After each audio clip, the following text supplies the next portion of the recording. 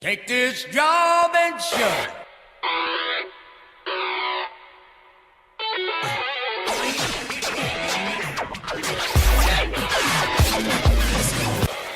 This is Jobcast Radio, and I am Mike Baumgartner, your Work-Life Survival Sage, the Chief Executive Officer of the Work-Life Survival Center. How are you? What are we all about? We are about you. We're about surviving your job. And if you don't have one, that means we got to find a way to get you a job. So if you need help getting your resume together, you need interview tips, you need help on finding a job, that is what I am here for. Give me a call, 304-867-4142. Again, 304-867-4142. You can also shoot me an email, mike@jobcastradio.com. A lot of things going on in the news. Right recently, a couple of days ago, they announced the unemployment rate was 8.8%. That is great, but that has some downsides to it. We're going to talk about it on this segment. We're going to talk a little bit about stress in the workplace, and also how can you write off as much as you can on your taxes, just like GE did. A lot of people found out and are a little bit upset about the fact that GE paid very little, in fact, no federal income tax. You can do the same thing. We'll talk about that in our next segment. But right now, the news is 8.8% unemployment, seasonally adjusted numbers by the federal government. And, of course, the news is absolutely hopping about that. From the Wall Street Journal by Connor Dougherty, the American job market is starting to show some muscle. And if you've been a regular listener to this show, you will know that I told you that was going to be happening. People are beginning to hire. The government's broadest snapshot of the labor market showed that the U.S. created 216,000 jobs in March, as the private sector added 230,000 jobs, offset in part by continued cuts in local government. The jobless rate, the most politically salient measure of economic health, edged down 8.8% in its fourth consecutive monthly decline, even though more Americans entered the job market. The unemployment rate has now dropped 1 percentage point since November.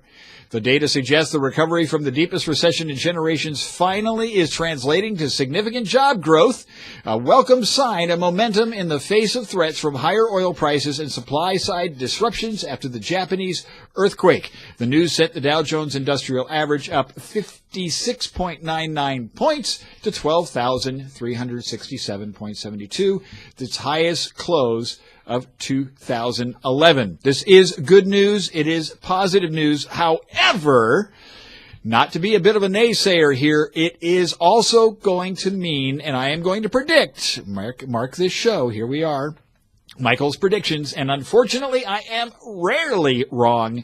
We are going to probably see that as we get to May and June, the unemployment rate's going to go up a little bit now. You may be saying, why is that? It is because everybody out there is beginning to feel a little more comfortable. That is, people who don't pay a lot of attention and who are just reading the newspaper, that the job market's okay and the recovery is starting and our economic recovery is beginning to happen. So what does that mean? That means not only is everybody who is out of a job, and there's still, remember, you're talking about almost 1 out of every 10 people still without a job.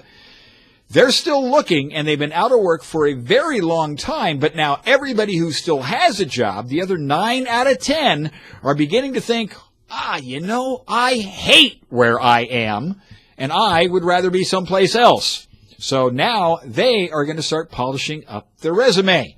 And those resumes I've already seen it. I've seen the numbers. Resume submissions are up.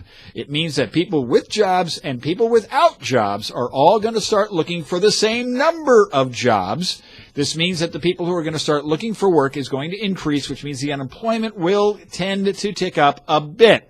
Remember that the Gallup number, the Gallup unemployment rate, this is unadjusted, no seasonal adjustments being made in it, is still over 10%. And the underemployed Those Americans who are in jobs that just simply because they had to, people who have taken part-time jobs or things like that, who still want to change their jobs, is still 19+%.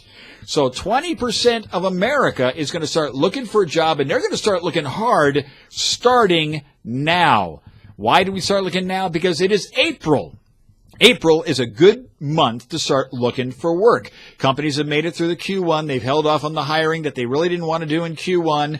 They're starting to post their jobs to get ready for the rest of the year. And now we're coming up on summer. What happens in summer? Kids get out of school. Why is that good? Because it's a lot easier to move your family during the summer. So you start looking for a job now, you get some leads, you start interviewing through late April into May, and then by June, you've got yourself an offer and a start date, and the moving truck is coming to your apartment or your house. This means, wow, it's going to be a crazy summer. Now, unemployment will continue probably to trend downward a bit unless we start getting some things that, quite frankly, are happening, but nobody's paying attention to it. Inflation rates. Has anybody noticed that your gas price has been going up?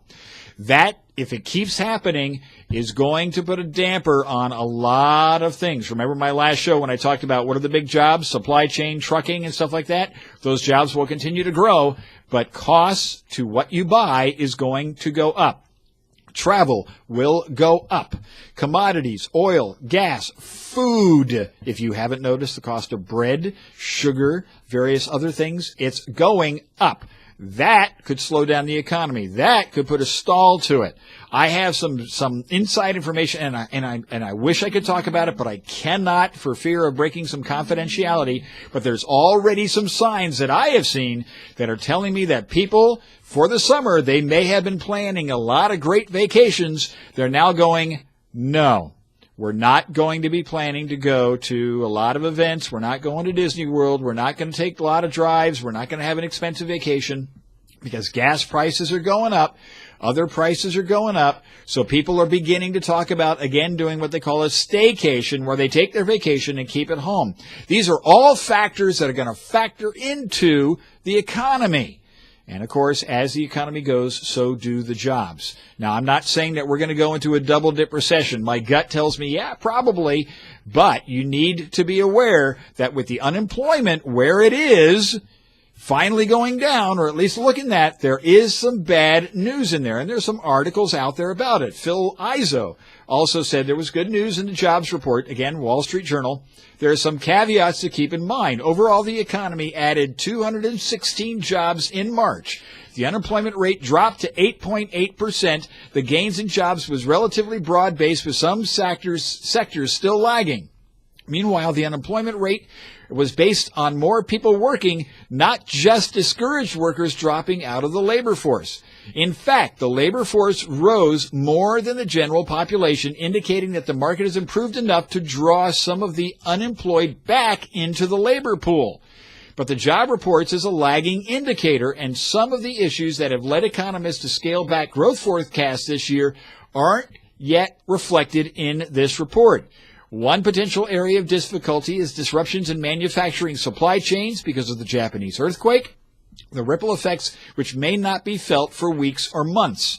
Manufacturing added jobs in March, but there might be some difficulties ahead.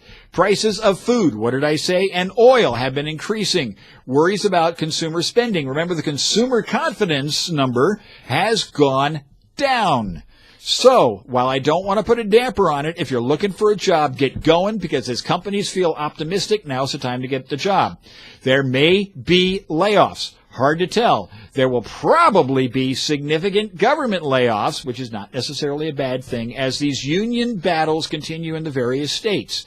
So, it's a crazy market out there, and we need to be aware of it.